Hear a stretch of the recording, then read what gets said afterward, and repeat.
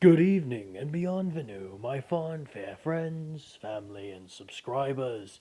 This is your humble narrator, Diomedes Rouge, here to bring you, well, what if Deku was a Brachidios?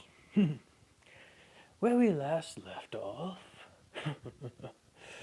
well, the games have begun, and boy did things end with a big boom on the first one. With Izuku launching himself via, well, metal plate beyond sonic speeds into a wall like a projectile. Like a bullet, if you will. A Brachidios bullet. I'd pay for one of those rounds.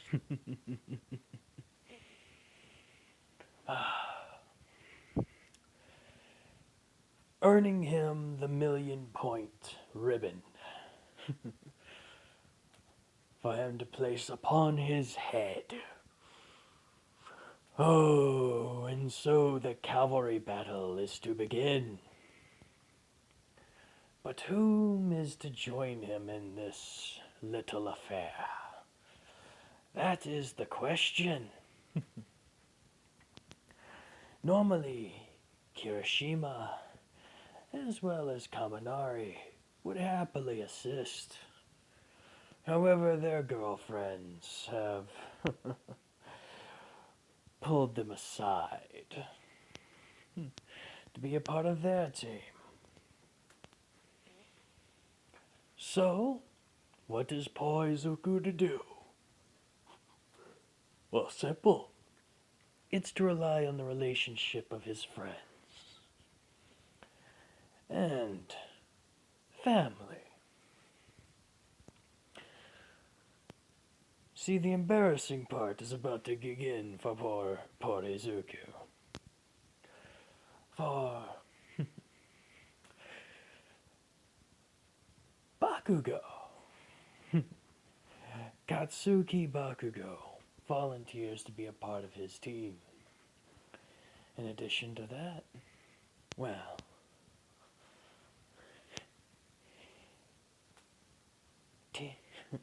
well, Tina Ida also agrees to be a part of his team. And when you finish it up, Momo, his own little sister, also says she will join him for the cavalry battle. Now, why those three? Well, simple. Katsuki, while hot-tempered and irritated at his sudden appearance, is still a friend, and believes if anyone's going to remove that damn headband, it's going to be her.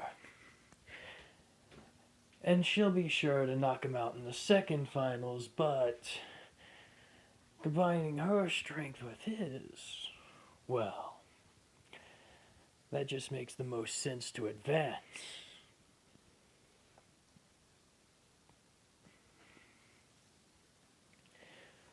As for Tina, well, that's obvious. She's supporting her boyfriend.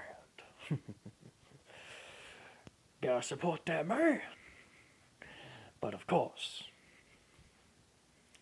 And then, of course, well, Momo.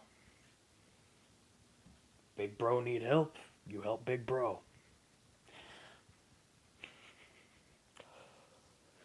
And so begin. Pardon me. Sorry about that. Forced a yawn. And so begins, well, the cavalry battle. The first thing that comes to their head is, well, due to the rules, Izuku has to be the one riding. Unfortunately for him, he does not like this turn of events, considering he's going to be held up by three petite girls, and he is not exactly what you would call light.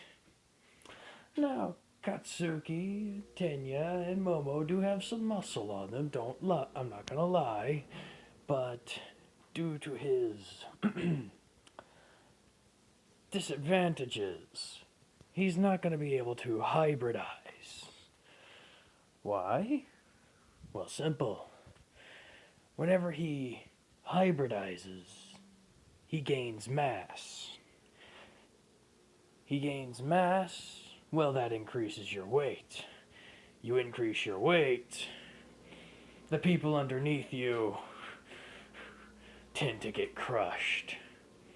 And you can forget about monsterification. You could just toss that right out the window for this fight because he won't be able to. It's that simple.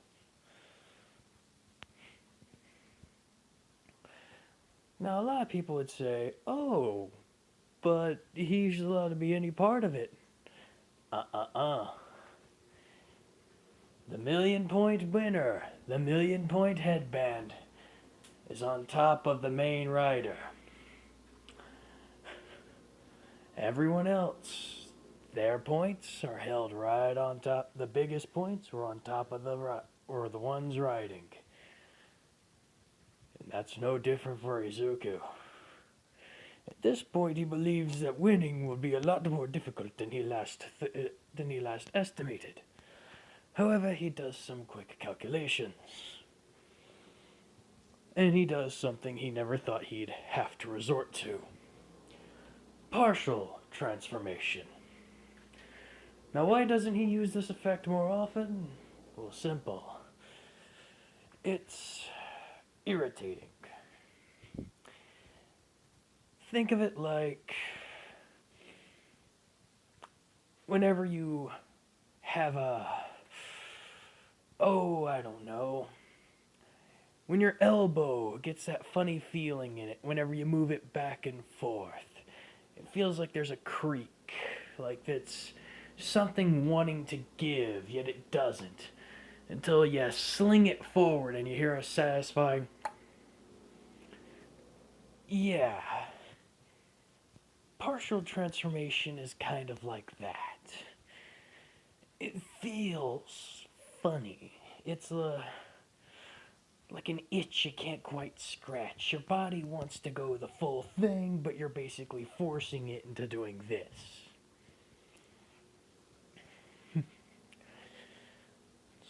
And so, the girls, easily able to support all of that, begin to plan. Oh, do they plan?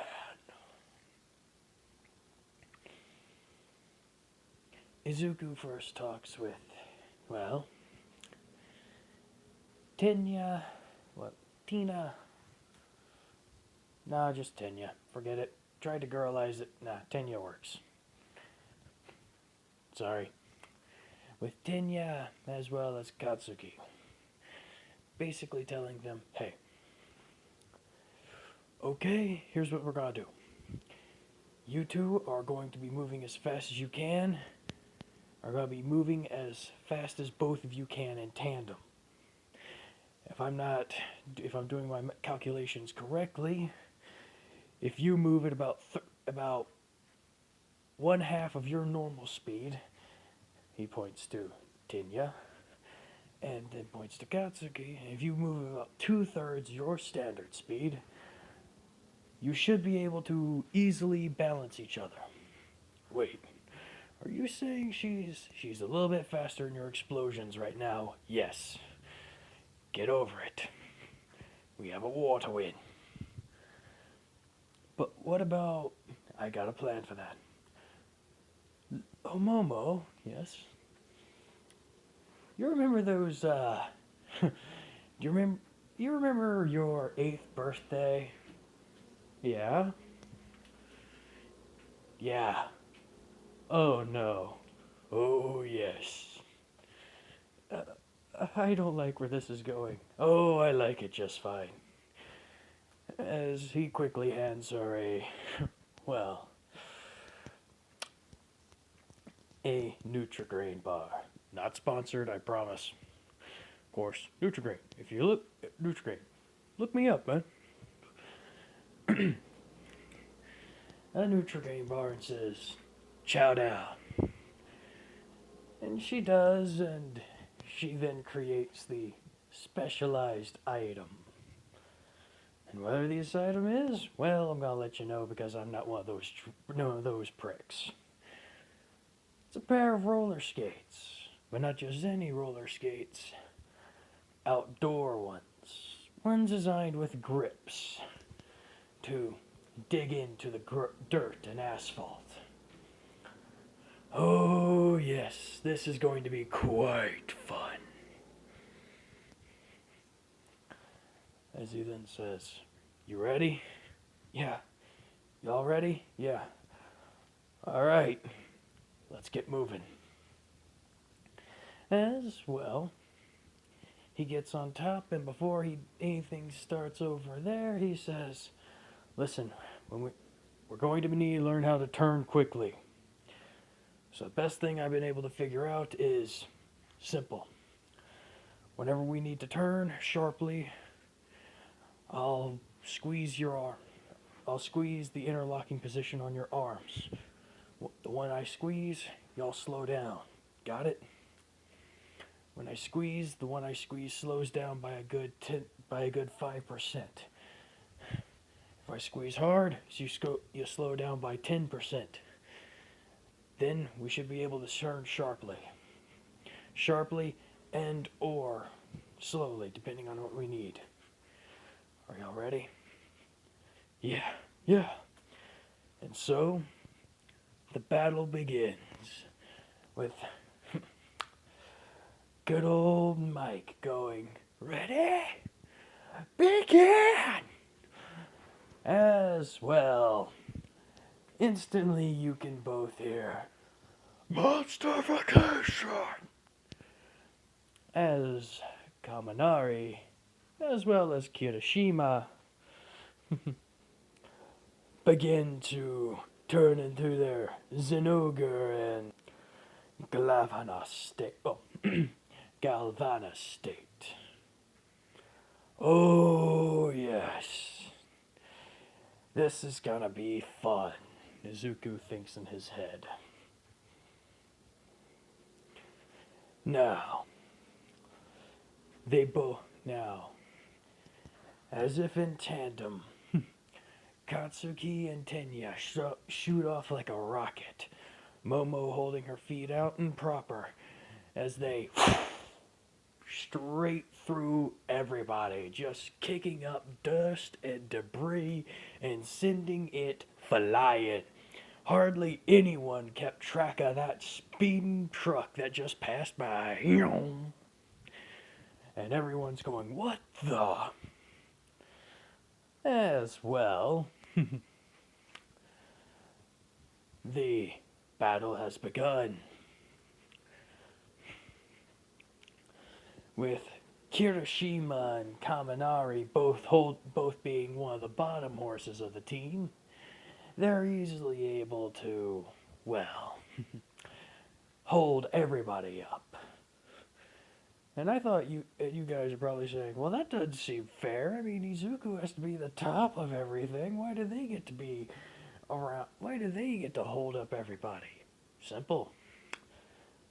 For one, they didn't win the 1 million point ribbon. So they don't need the higher point ribbons, so they don't need to be up on top. And two, well, let me just put it to you like this. Whenever just because they're at the bottom, don't mean it's going to be easy for them.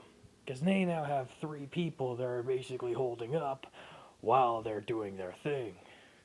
For Kirishima, this ain't too bad. He just has to fly around a bit more carefully. But for Kaminari, his Zenogre form, oof, it highly restricts his combat effectiveness. Because if you've ever fought a Zenogre, they're wiry little sons of guns. They don't like to sit still. They like to jump, flip, twist, slam.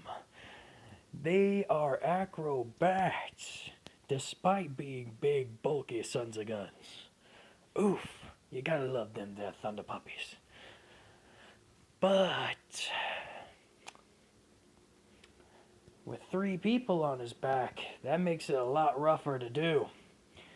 Not to mention he can't use his full-on electrical prowess because guess what? He could fry everybody on his back. Ugh. So the main thing he has to rely on is his speed and strength. And maybe a bit of electricity if he's able to warn his teammates. Oh, poor Kaminari. But let's not focus on that. The real aim of the show here is the sheer fact that, well, people are now getting interested in this brawl. They're seeing 3, well, technically 2 monsters going, well, fully on at it, because Kirishima naturally thinks Kaminari is the biggest threat, and Kaminari naturally thinks Kirishima is the biggest threat, because they haven't seen Deku pop up. Oh. And no one else is coming within 1,000 yards of them, as far as they can tell. So they're having their own little spat. Meanwhile, Izuku and the team are running around at the speed of sound, going Sonic 08 on this thing. Just oh, it's turned into one hell of a show. A few minutes later, both Tenya and, well, Katsuki need to take a breath. And so, they slow down. Number of participants has gone down severely. Some people tried to go after Kirishima and Kaminari while they were distracted and tried to get some of their teammates' headbands. That was a bad move. Because everybody knows when you get between a monster brawl, what's most likely to happen is they look at you and go, "What you doing?" And then both of them come after ya. Not a good sight. It's fun to watch, though. It's fun to watch. And boy, so did the crowd think, and the crowd also thought so. It was. You should have been there. Meanwhile, well, the round is beginning to come to a close, with only 5 teams remaining. As, well, Kirishima is able to just barely outlast Kaminari in the terms of endurance and team prowess. They may be asking, who was in Kaminari's team? I mean, Kirishima's team. Well, for one, you already know her. You gotta love her. Good old Pinky. Well, that is his girlfriend, after all. Then you got Uravity. Now, why is she on his team? Well, simple. Pinky asked her. And it seemed like fun and a good way to keep him up in the air time without him having to waste all his stamina. One of the other reasons why he was able to beat out Kaminari. Virtually unlimited air time. Or at least being able to take good breaks in between.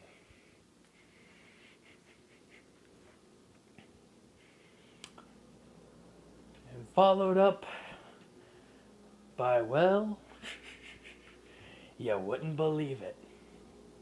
Mineta. Oh yes, Mineta. Why? Well, one, there are 2 pretty women on the team. And 2, It seemed like a good fit, considering all he has to do is sit up on the top of a dragon-looking son of a gun and throw down his sticky balls. So 1, you got high flying. 2, you got almost unlimited high flying.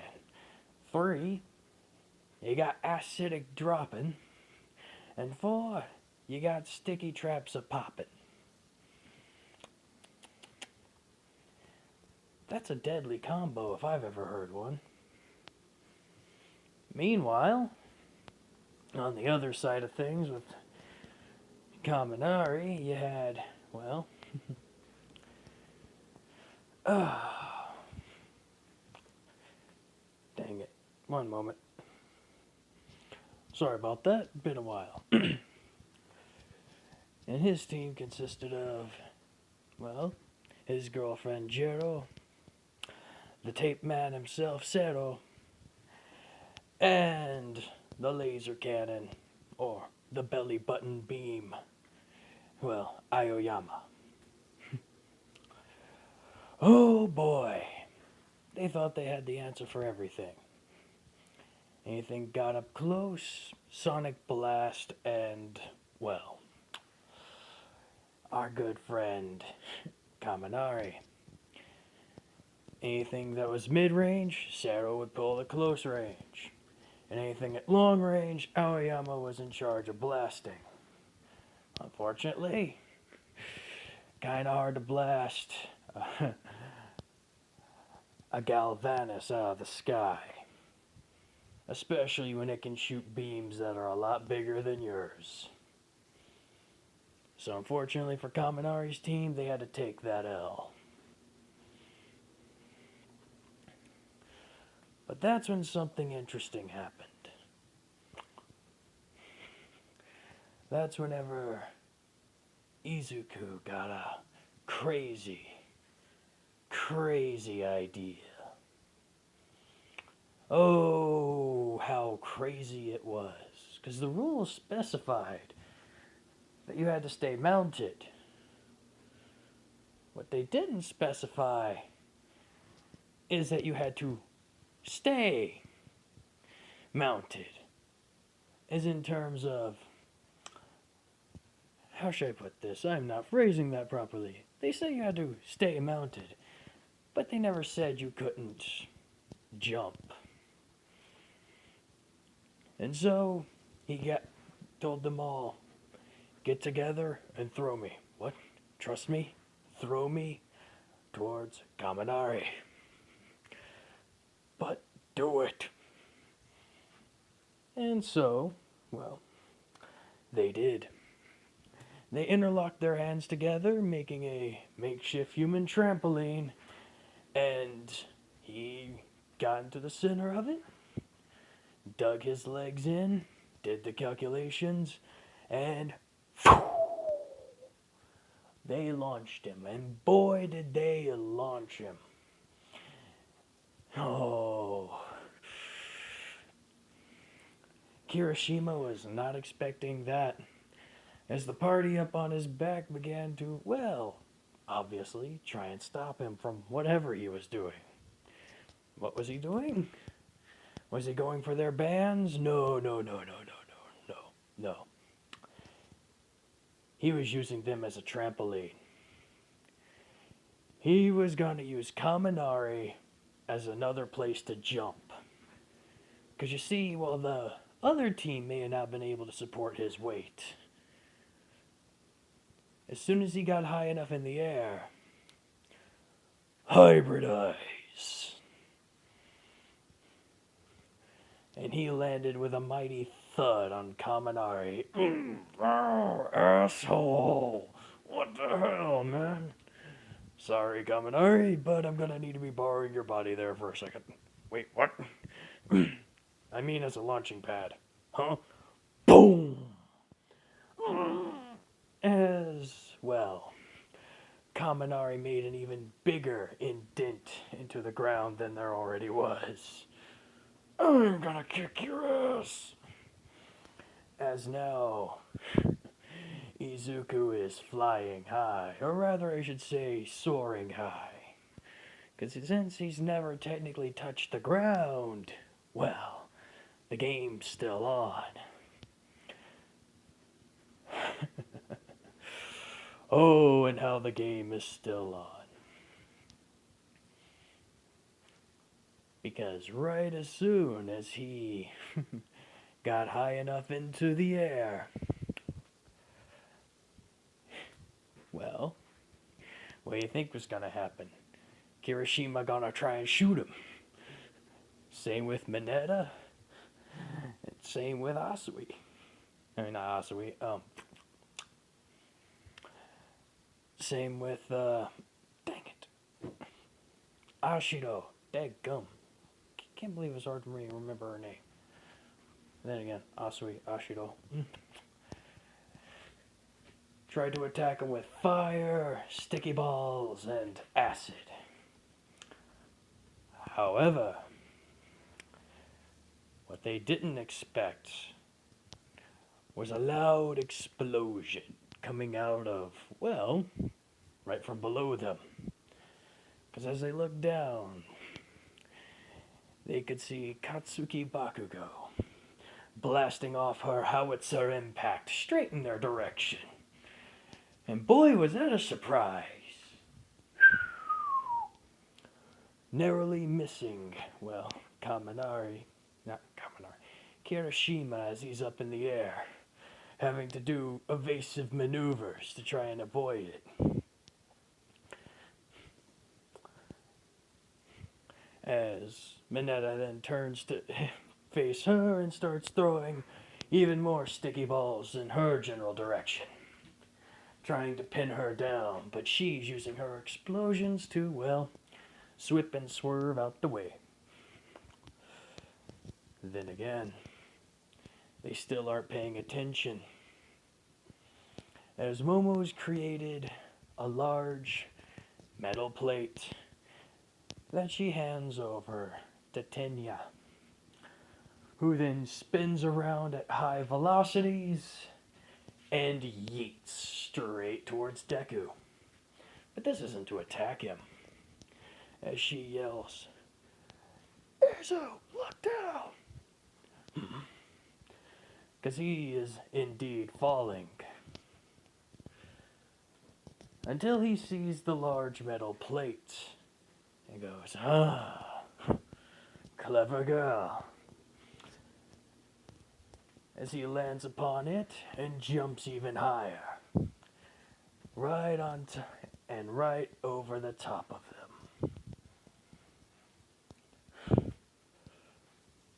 "Hey, Kirishima, you left your blind spot wide open." "Oh no, monster vacation." "Uh-oh." "No, straight devastation." As he brings down his right hand and impacts, well, Kirishima's carapace right along his back, leaving a glob of slime that soon turns from green to yellow to orange to red to boom,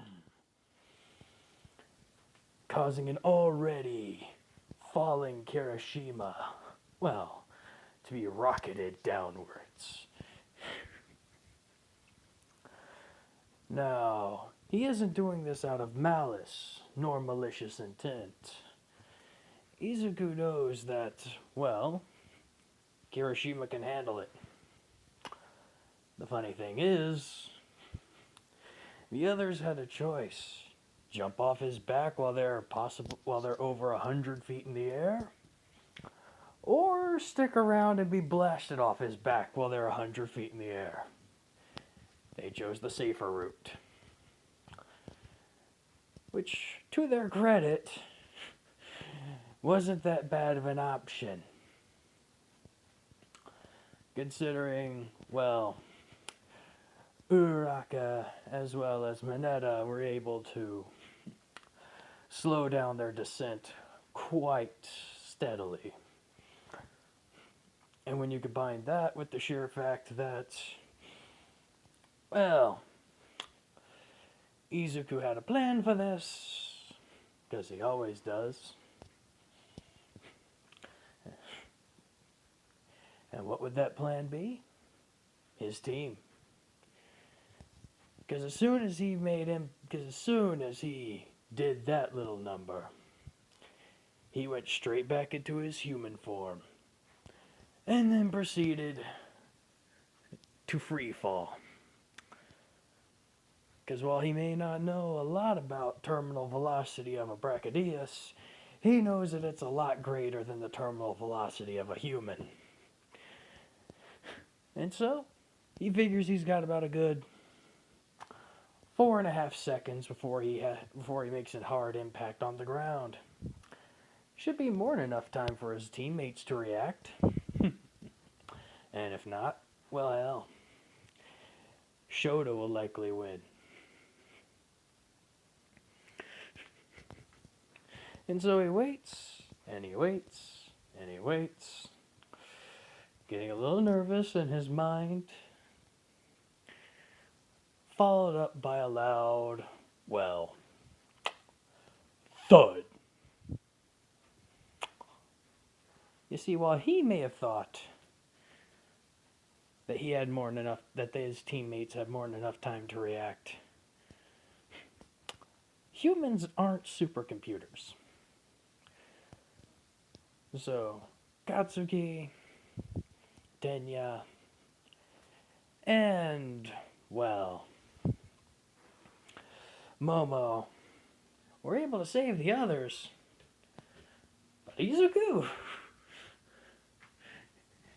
they didn't realize until it was too late that he had made an impact. Oh, did they not realize until it was too late. Meaning that while it looked impressive, that while it was powerful, and while it was badass, he lost due to being disqualified for their rider touching the ground. The winner went to Shoto's group, who barely had to do anything at all, or Shota's group, who barely had to do anything at all, because they set themselves in an ice prism, waiting for possible opponents, and waiting for, well, Izuku to stop doing what Izuku does, and possibly lower his guard.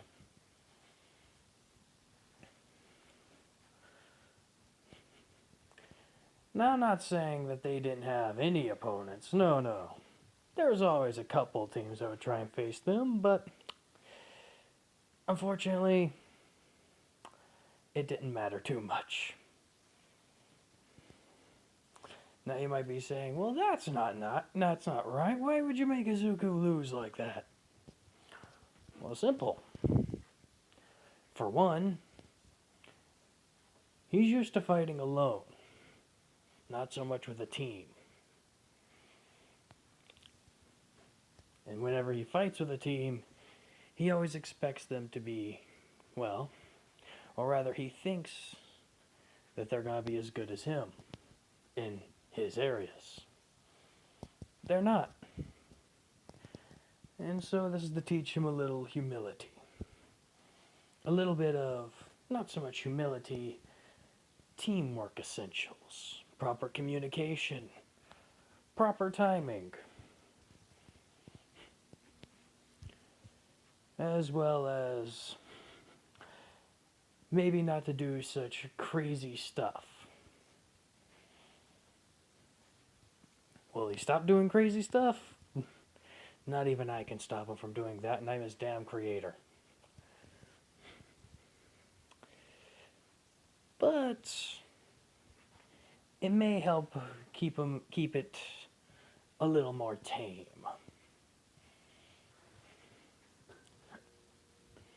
As he gets up and pops his back in a very painful manner,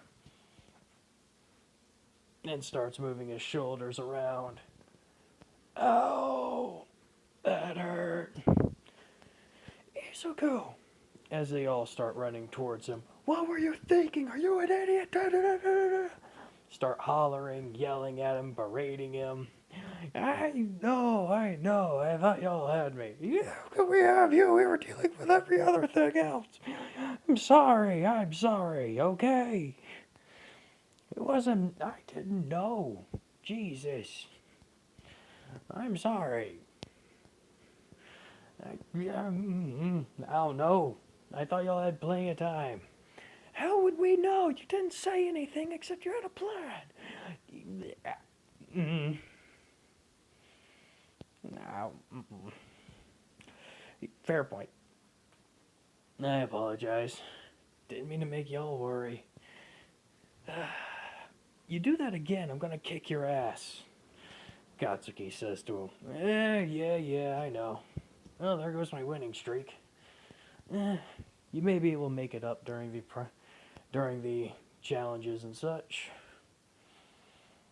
As well, the points are awarded. Shota comes out on top. Well, her team does. And everything goes back to a mild-mannered situation. With the heroes all going, wow, these kids can take some punishment but deal some out majorly. I mean, did you see that one kid? Sure, he did something reckless, but he utilized a lot of different skills and abilities to get where he did. True enough. I say it was more luck that he got there, but he did do things a bit drastic, and he was willing to do things that could possibly get him hurt. I don't know whether that's a willingness or whether that's just, monsters wanting to fight monsters. I don't know. He didn't seem too worried about the other students on his back, on that one kid's back. Well, you did see the way his team scrambled. True, but he could have been expecting them to catch him. For all he know, he was expecting those three to drop and fall to their deaths while he got caught by the other three. I don't know. I don't think he would do that sort of thing. I think he might have just took a gamble and lost. That's also a fair point. Maybe we're misjudging the kid. As well, the battles begin to take place. The third and final scene, so to speak. As well, Izuku's in the medical bay, making sure he's all patched up and getting examined by, well, you know her already. God bless. Sorry about that. Recovery girl. Man, it has been a while. And this recovery girl is basically telling him, you are an idiot. Yeah, I know. I pulled a stupid stunt. I get it. I'm fine, though. A little bit of protein, I'll be back into shape. You better be glad you have a, well, good healing factor. Oh, believe me, I am, nurse. As she takes her cane and pops him upside the head. Ow! Do a more crazy stunt like that and you'll wind up with worse by far, you little brat. Love you too, Miss Recovery Girl. And she gives him a slight chuckle and leaves. Ow! For an old lady, she really has a hit. And that's when Almighty enters the room. Izuku. Yeah, what is it, Almighty? What's wrong with you? What do you mean? You don't usually take risks like you have been. What do you mean I don't usually take risks? I always take risks, yes. But the last couple, they seem to be needless. Needless. Trying to win. Trying to win is good. Dropping everything to win is not. What's going on? You can talk to me. There's nothing to talk about. I'm fine. No, you're not. I'm fine. No, you're not. He turns around sharply as he stares 1,000 yards into her soul. I'm fine, Almighty. As his eyes begin to glow a bright blue luminescence. You're not. Ever since that started, you've been a lot less you. You've been more brash. You've been more risky. What's going on, Izuku? You can tell me. What we say doesn't leave this room, got it? Of course. You remember the fight at the USJ? Yeah?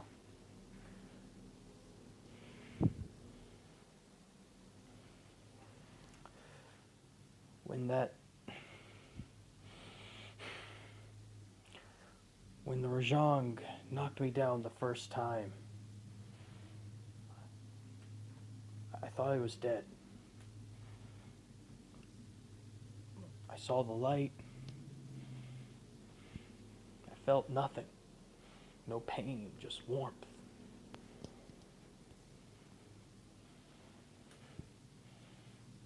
That's when I heard a voice. A voice. It was my mother's. I don't understand. Your mother is dead. Yeah. You kind of see how that would... Yeah. Oh, but it gets even better. It gets even better. How? Simple. She gives me a good pep talk. And it's nice. It feels good. A hug. And I use what she taught me to win. We killed the Rajang. Granted, we blew up the entire USJ, but we still killed it.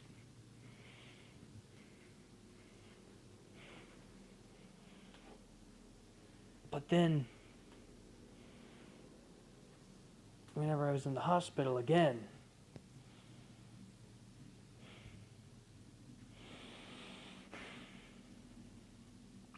I saw her again. You saw her again. She told me my dad was alive. What? She told me my dad was alive and that I need to save him. Izuku, that's impossible. We spent a lot of resources trying to find your father. Or rather, your father's been dead. If there was a trace of him, we would have spent a lot of resources trying to find him, but he's dead. You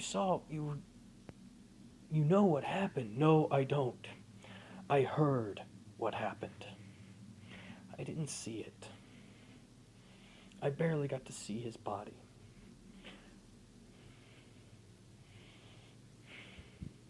And to be honest, I can't tell. I can't tell if that's real or not. Maybe it was a delusion. Maybe it was stupidity. Maybe it's something else, but I can't get those words out of my head. You have to save him. Only you can save him.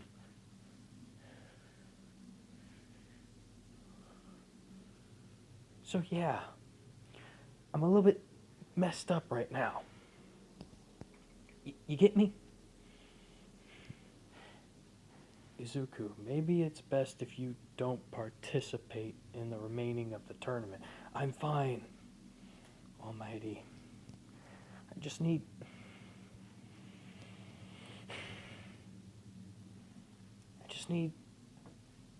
to relax.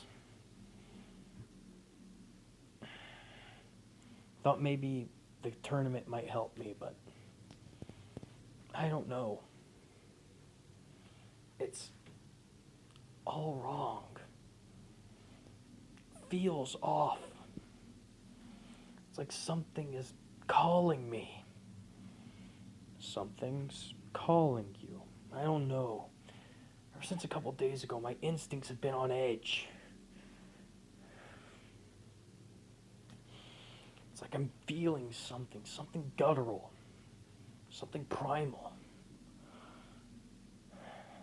Feels like something's trying to burrow its way out or break free. Ever since this happened to me, as he points towards his eyes, ever since this, I've been feeling less like me, feeling more like a monster. Yeah. Do you think you're going feral? No. No, going feral is different. Oh? Yeah, my dad told me about it. When one of us goes feral, we lose all our cognitive functions slowly. Our intelligence begins to drain away, fall apart, break down. What once was us begins to slowly fade, usually brought on by depression and or incredible loss or sadness. I'm not experiencing that. Nothing's breaking down inside me. Nothing like that. If anything, my mind's going on overdrive. Overdrive? Yes. It's like I'm doing calculations a mile a minute. My mind's going so fast, my body can't keep up. I'm purposely having to take a breath to slow myself down. It's as if your quirk is going out of control. Your intelligence quirk. Do you think it's possibly going out of control? No. Maybe. I don't know. But I'll get a hold of it. You better, young Midoriya. A lot of people care about you. Thanks, Almighty. And sorry for blowing up at you. It's alright. Sometimes a teen needs to vent as she scruffs his hair. Anyways, I should get ready for the next one with that Shinsao lady. Good luck. As Izuku spent the entire time in the medical bay and did not see his classmate, well, happen to go out the way he did. As the next match begins, Izuku gets into his corner, and Shinsao gets into hers. As they look each other down,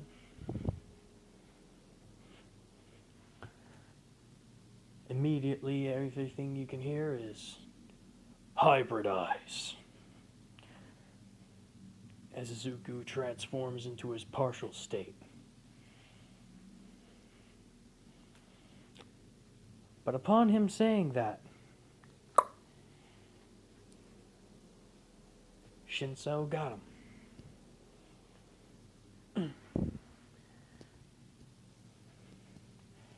Got him hook, line, and sinker.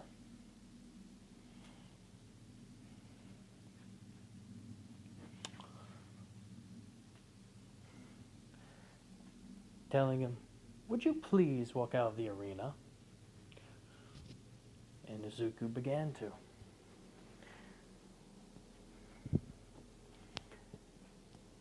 However, there are two sides to every coin. And while Izuku's mind may have been pulled into this farce, his heart, nowhere close. As his tail slams down into the pavement, boom, holding him in place. As he tries to walk away more and more, his claws digging into the earth, the concrete, I should say. As he begins to walk, try to walk and inch his way further. Meanwhile, his tail slams down into the ground with more force, burying itself,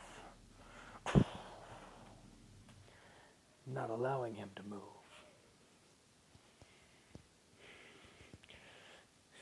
Shinsao is getting really pissed off at this and says, "Will you move out of the arena now?" As he tries to move, and in his mind, "No, come on, fight it, do something. I gotta. And that's what he remembers, one of his dad's old quotes. If you're having a hard time, and your body's not wanting to listen to you, punch yourself right in the face. Give yourself a wake-up call. Trust me, it'll work." As he tightens up his muscles in his arm. Bow! And uppercuts himself straight into the schnoz. Sending himself reeling backwards and landing on his arse. As he stands up, takes his thumb, presses it against one side of one of his nostrils, and gives a hard and loud blow, shooting out a bit of blood and mucus. As he takes that same thumb, goes to the other side of the nostril, and does the same thing. As more blood and mucus pops out. Ugh. That hurt.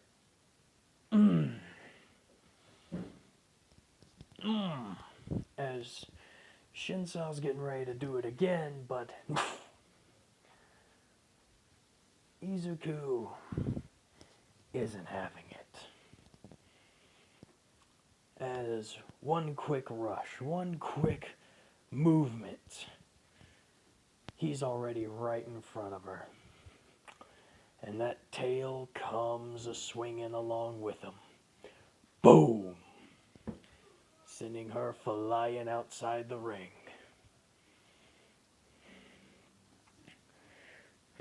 When she gets up, she's pissed.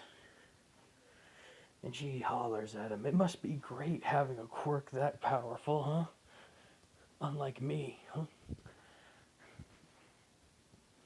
Must be great having such a fantastical power that can be easily recognized as being heroic."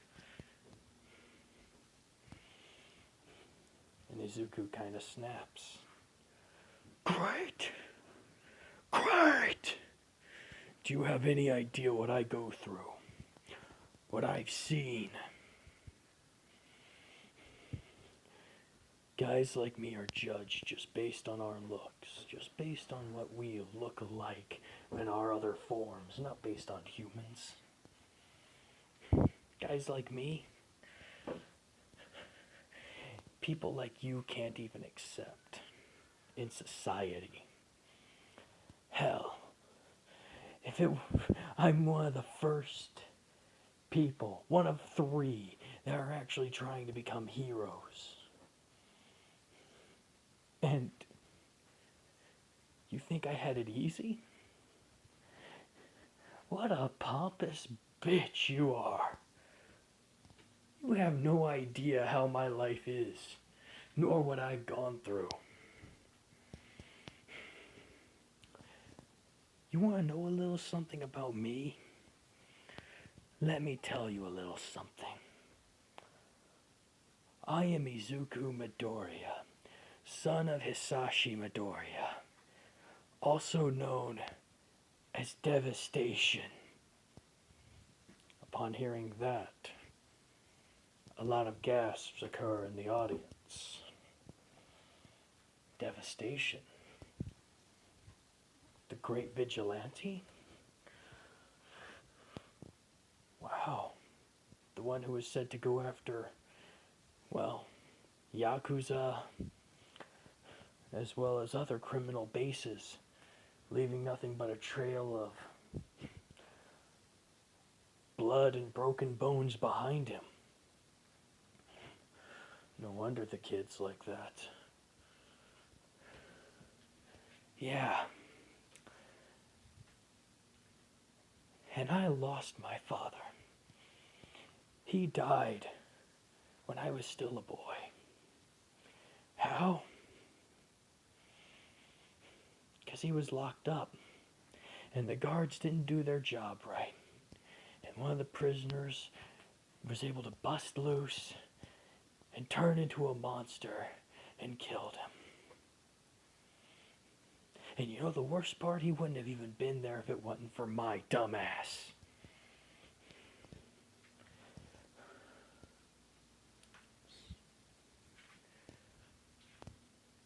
He saved my life, and in turn revealed his identity, revealed who he was. He saved me and another young girl. And you claim that I had an easy life. I have to live with the sheer fact that because of me, my father isn't around anymore.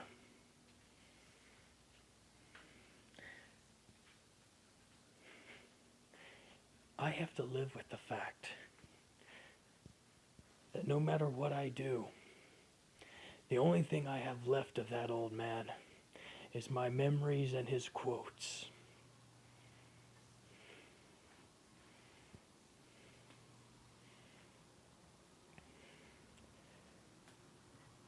And you claim I had it easy. Yes, I could turn into a rampaging monster that makes things go boom. But I had to learn to control it. You know how much power these arms really can carry? I can break steel if I wanted to. One glob of my slime can break a hole through concrete like it was nothing.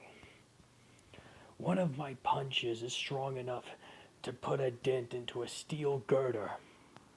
And that's not even a full-fledged punch. That's a simple, standard one. Full throttle, I could probably punch it straight in two.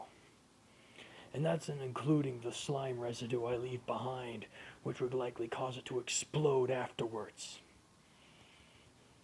I restrain myself on a daily damn basis.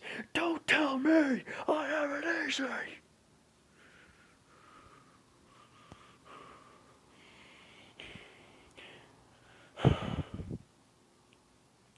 Before you try and judge other people, before you try to compare your trauma to others, maybe you should take a damn good look in the mirror and eyeball yourself.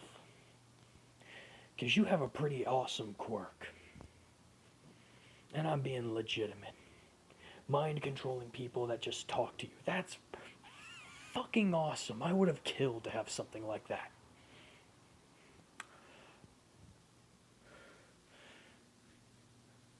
Because it's a very useful one. Even if you aren't going to be a hero, it can be very useful in police force. But it's more useful as a hero.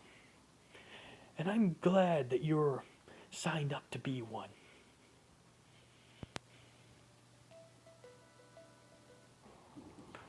Sorry about that, family matters. I would have killed for a quirk like yours. Now I really do hope you do become a hero. I honestly do. But I swear, if you come at me with that bullshit again, I don't care whether you're a man or a woman, I'll punch you in the gut so hard you'll taste your own liver. Stay the hell out of my way. As he turns around and walks back off, in his hybridized state. As the crowd just kind of murmurs to themselves, wow. As Shinzu, yeah, kind of felt like she stepped on a landmine, a colossal landmine. As the people at home watching this, wow, that got personal real quick. Okay. As President Mike just says, okay, time to go to break. As I believe that's a good way to leave this episode off. And don't worry, I'll be posting a lot more soon. Or in a few hours. I gotta get some sleep after all. Bye for now.